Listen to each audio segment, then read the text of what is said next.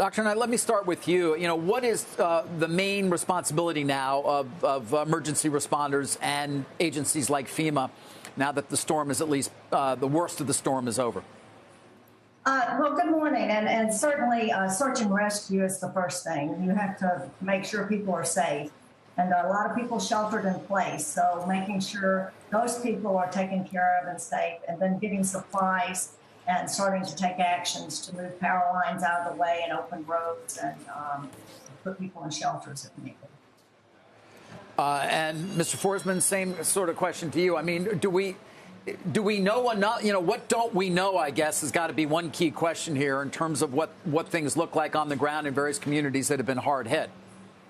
Well, David, I think that's an important point. It's only been daylight down there for about 4 or 5 hours. And so, as Sandra said, probably the next 12 to 24 hours are really going to be the emergency response, the search and rescue, accessing damaged areas, beginning the damage assessment process.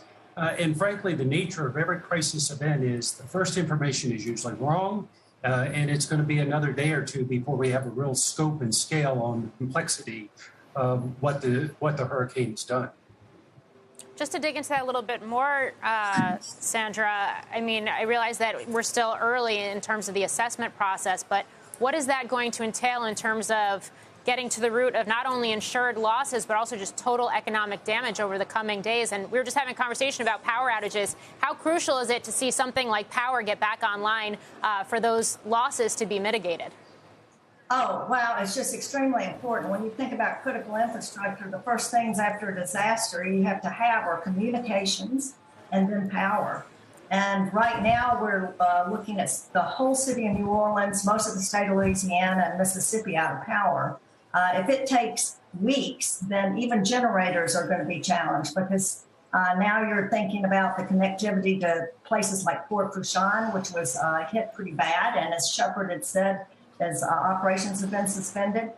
So I think this whole idea that we've got to really get the power going to even know, and as George says, it's been dark, so we don't even know what the damage is going to be. We know it'll be a lot. It'll be more than Laura was because it's in a more heavily populated area with more infrastructure. And of course, George, we're talking about an area of the country that is a key energy producer. Gasoline refining, we've seen a significant portion of that shut in as well. What could the ripple effects of that be, not only in the region, but to other parts of the country, especially if this does take days, heaven forbid, longer for all of that to come back online?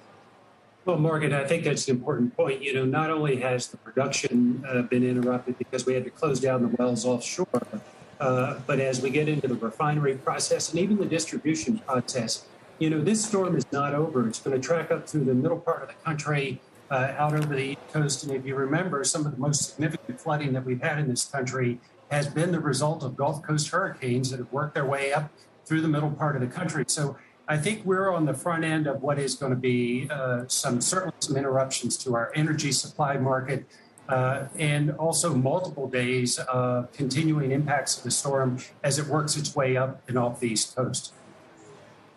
Sandra, part of the concern leading up to the storm this past weekend was about the fact that obviously this is a region that's dealing with a very heavy COVID caseload and hospitals full and things like that. Obviously, very early to figure out if that has mattered or pinched medical resources down there. And it doesn't seem as if there's been a lot of injury and and fatalities. But how does that play into the planning process? What can the federal government do, if anything, to try to backstop medical and healthcare resources?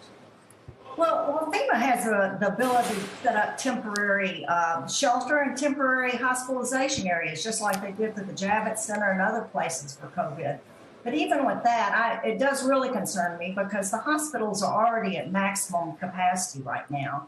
Now they're on generators, and now you could have other people that are injured or hurt or need medical help. So it's a crisis that needs to be taken care of now, and I know a lot of planning has gone into it. I heard someone this morning from a hospital talking about what their preparedness plan was. So I think we're a lot more prepared than we have been in the past, but the COVID on top of the disaster just compounds the problem. Shepard Smith here. Thanks for watching CNBC on YouTube.